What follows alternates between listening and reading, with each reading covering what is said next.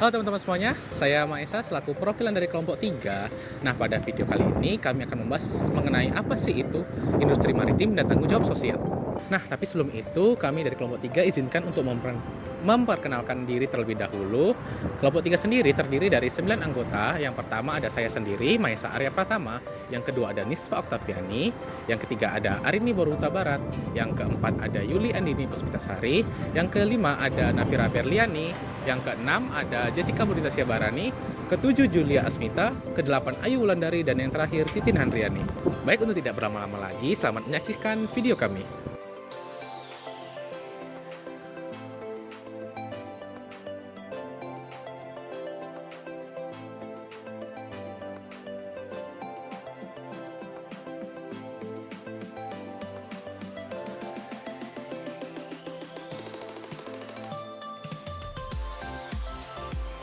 Assalamualaikum warahmatullahi wabarakatuh. Selamat datang di segmen pertama ini, di mana kita akan membahas terkait dengan industri maritim. Apa itu industri maritim? Mengacu pada pasal 1, angka 21 Peraturan Presiden Nomor 3 Tahun 2022, industri maritim adalah kegiatan yang berkaitan dengan pemanfaatan sumber daya kelautan berupa industri galangan kapal, industri pengadaan, pembuatan suku cadang, industri peralatan kapal, dan atau industri perawatan kapal. Sebagai negara kepulauan terbesar di dunia, dengan lebih dari 17.000 pulau dan garis pantai sepanjang 108.000 km, Indonesia memiliki posisi strategis yang tidak tertandingi, terletak di antara Samudra Hindia dan Samudra Pasifik, serta berada di jalur perdagangan internasional yang menghubungkan antara Asia, Australia, dan Eropa. Indonesia memiliki peluang besar untuk memantapkan dirinya sebagai poros maritim dunia. Potensi ini tercermin dari kekayaan sumber daya lautnya yang melimpah, baik dalam bentuk hasil tangkapan ikan, cadangan energi bawah laut, maupun keanekaragaman hayati. Tidak hanya itu, sektor maritim mencakup berbagai industri vital seperti perkapalan, pelabuhan, perikanan, dan logistik, yang berfungsi sebagai motor penggerak perekonomian nasional. Dalam hal kontribusi ekonomi, data terakhir menunjukkan bahwa sektor maritim menyumbang sekitar 7,9% terhadap produk domestik bruto nasional Republik Indonesia. Namun, angka-angka ini hanyalah mencerminkan sebagian kecil dari potensi sebenarnya. Dengan lebih dari 80% wilayahnya berupa perairan, Indonesia memiliki peluang besar untuk mengembangkan sektor maritim menjadi lebih kompetitif di tingkat global, misalnya modernisasi pelabuhan dan pengadopsian teknologi smart port dapat meningkatkan efisiensi logistik hingga 30%, yang pada gilirannya memperkuat daya saing ekspor komoditas unggulan seperti hasil laut, minyak kelapa sawit, dan batu bara. Industri maritim sendiri memiliki peran penting di bidang kontribusi ekonomi, pengelolaan sumber daya laut, pembangunan infrastruktur, identitas maritim, kesejahteraan masyarakat, dan kelestarian lingkungan. Baiklah, itu saja yang dapat saya jelaskan terkait industri maritim. Materi selanjutnya akan dijelaskan oleh rekan saya.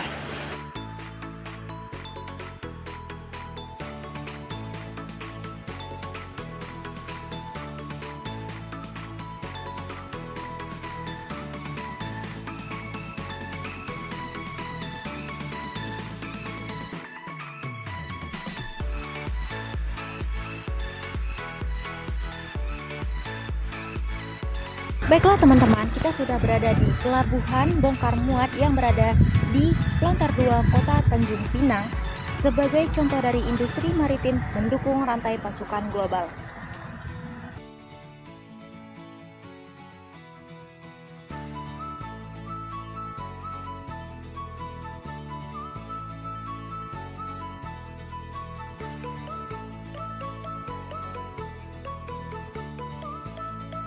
Saya Nispa Oktaviani. Nah, di sini saya akan menjelaskan pasokan global, di mana pasokan global itu merujuk pada sistem yang mengelola aliran barang, informasi, dan jasa di seluruh dunia untuk memenuhi kebutuhan pasar internasional.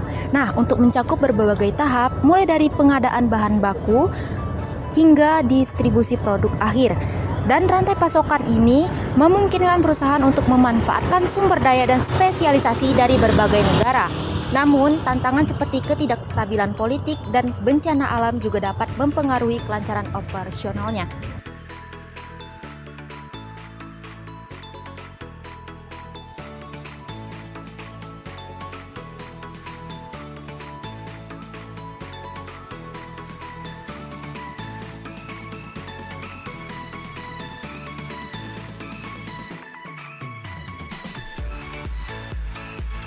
Untuk selanjutnya, bagaimana industri maritim mendukung rantai pasokan global? Nah, industri maritim berperan krusial dalam mendukung rantai pasokan global dengan transportasi laut menyumbang sekitar 90% dari perdagangan internasional. Pelabuhan berfungsi sebagai simpul transportasi yang memfasilitasi arus barang, manfaatkan teknologi kontainer untuk efisien biaya dan waktu. Selama pandemi, industri ini mengalami gangguan, namun mempercepat transportasi digital untuk meningkatkan ketahanan rantai pasokan.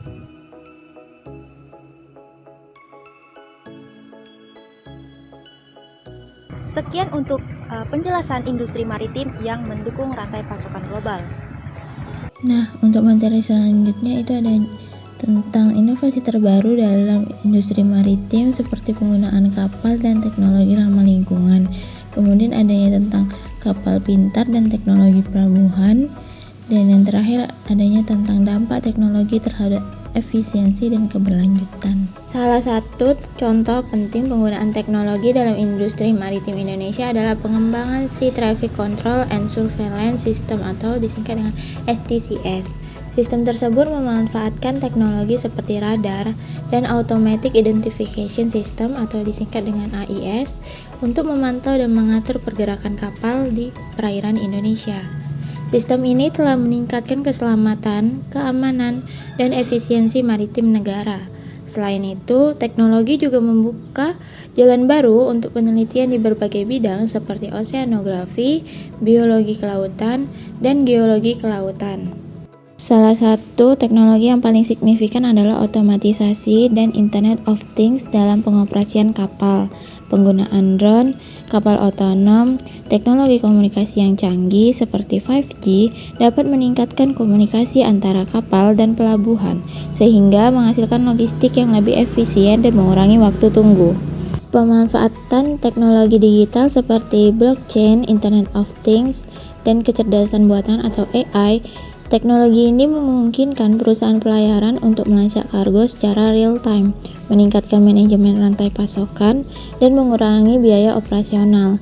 Selain itu, digitalisasi juga meningkatkan keselamatan dan keamanan yang memungkinkan pihak berwenang untuk memantau dan mencegah potensi ancaman di perairan Indonesia. Cara lain teknologi berkontribusi pada pengembangan sektor maritim Indonesia adalah melalui penggunaan sumber energi terbarukan.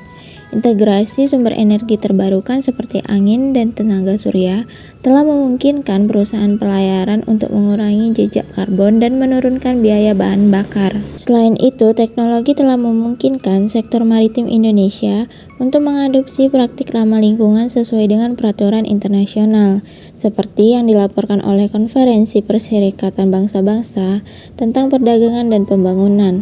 Teknologi juga memungkinkan perusahaan pelayaran untuk mematuhi peraturan pengelolaan dan pengurangan limbah yang ditetapkan oleh IMO atau International Maritime Organization. Hal ini memungkinkan juga untuk Indonesia meningkatkan standar lingkungannya dan menjadi lebih menarik bagi investor internasional. TNI Angkatan Laut telah meluncurkan kapal pintar untuk anak-anak di Kepulauan Riau. Kapal pintar ini merupakan program perpustakaan bergerak yang dilengkapi buku-buku pengetahuan dan alat peraga. Pengembangan teknologi digital merupakan suatu yang wajib dan merupakan fokus utama untuk diimplementasikan sehingga tantangan yang ada dapat terjawab. Pengembangan teknologi digital dari sisi laut seperti aplikasi InnaPortNet, Vessel Management System, Marine Operating System, dan Vessel Traffic Service mampu menjawab tantangan port stay sehingga waiting time and biaya kapal dapat ditekankan yang pada akhirnya meningkatkan sailing time bagi kapal, jumlah port call meningkatkan serta kapasitas network meningkat. Kemudian juga ada pengembangan digital dari sisi darat seperti aplikasi terminal operating system, non-container terminal operating system, car terminal operating system, AutoGate, dan Behandle operating system mampu menjawab tantangan cargo stay sehingga dwelling time dan biaya penumpukan dapat ditekan yang pada akhirnya berpotensi mengurangi freight cost. Selain itu juga ada pengembangan teknologi digital dari sisi customer seperti e-service dan iHub mampu menjawab tantangan peningkatan layanan dan kolaborasi dengan ekosistem yang ada di pelabuhan sehingga pelabuhan Indonesia dapat bersaing secara global dan dapat berkontribusi menurunkan biaya logistik nasional. Teknologi memiliki dampak yang signifikan terhadap efisiensi industri di era digital. Selain peningkatan efisiensi operasional, teknologi juga berdampak pada efisiensi penggunaan sumber daya. Contohnya, big data yang memungkinkan perusahaan untuk menganalisis pola konsumsi dan kebutuhan secara lebih akurat, sehingga mengurangi pemborosan. Kemudian juga ada penggunaan teknologi seperti cloud computing, juga mengurangi kebutuhan infrastruktur fisik, menurunkan biaya energi, dan memungkinkan fleksibilitas skala operasional. Melalui peningkatan produktivitas, penghematan biaya, dan optimalisasi sumber daya, teknologi membantu perusahaan tetap kompetitif di pasar global. Namun, perusahaan perlu mempersiapkan strategi yang matang untuk mengatasi tantangan dalam adopsi teknologi, termasuk keamanan data dan peningkatan keterampilan pekerja, agar dapat memanfaatkan potensi teknologi secara maksimal. Akan menjelaskan tantangan yang dihadapi industri maritim seperti halnya regulasi, keamanan, dan juga perubahan iklim. Baiklah, untuk tantangan terkait regulasi yaitu undang-undang di bidang maritim Indonesia memiliki peran krusial dalam menjaga kedaulatan, mendorong pertumbuhan ekonomi, dan mengatur aktivitas di laut. Undang-Undang Nomor 17 Tahun 2008 tentang pelayaran mengatur keselamatan dan keamanan pelayaran serta menegaskan asas Kabotec, prinsip yang memberi hak eksklusif kegiatan angkutan barang dan orang dalam negeri oleh perusahaan angkutan laut nasional.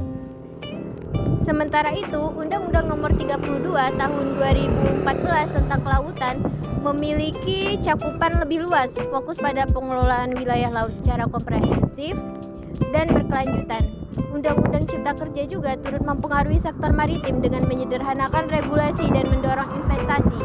Namun, tujuan untuk meningkatkan efisiensi seringkali berbenturan dengan upaya menjaga kedaulatan dan melindungi usaha kecil. Terkait tantangan dalam implementasi kebijakan maritim Indonesia sangat kompleks. Di satu sisi, pemerintah berupaya menyeimbangkan antara kepentingan ekonomi, lingkungan, dan kedaulatan. Di sisi lain, koordinasi antar lembaga pengawasan yang efektif dan penyelesaian berbagai kepentingan yang seringkali bertentangan menjadi kunci keberhasilan implementasi kebijakan tersebut. Kemudian, tantangan dalam hal keamanan maritim yaitu posisi Indonesia ini tidak bebas dari pengaruh interaksi dan interrelasi dengan lingkungan eksternal, baik lingkungan nasional, regional, maupun global, dengan segala bentuk tantangan di dalamnya.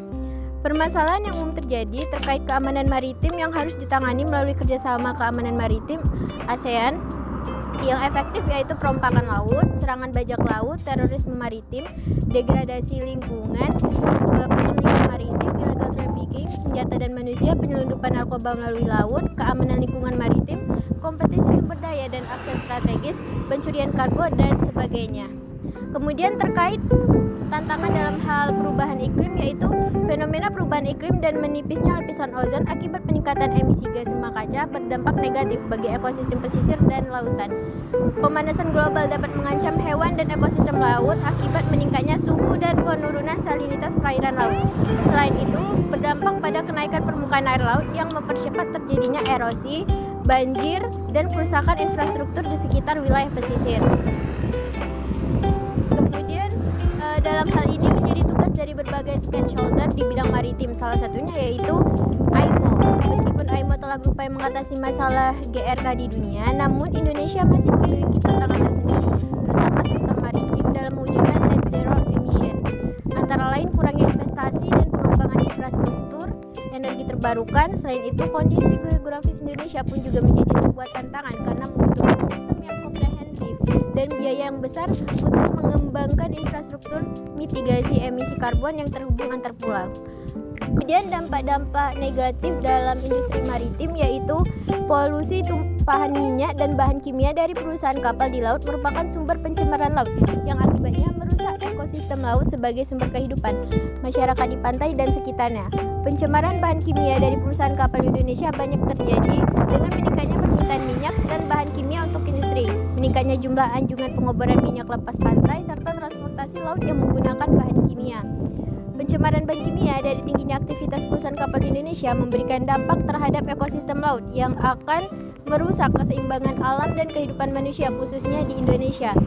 Dampak toksik berpengaruh pada reproduksi, perkembangan, pertumbuhan, dan perilaku biota laut, terutama pada plankton.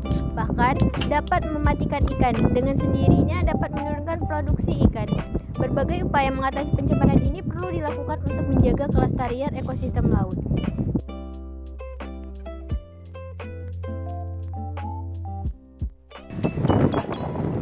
Tak terasa nih udah di penghujung video. Gimana teman-teman? Bagus bukan video kami? Kami berharap melalui video ini dapat berguna bagi edukasi bagi teman-teman semua. Terima kasih yang sudah menonton dan sampai jumpa di video selanjutnya. Bye-bye.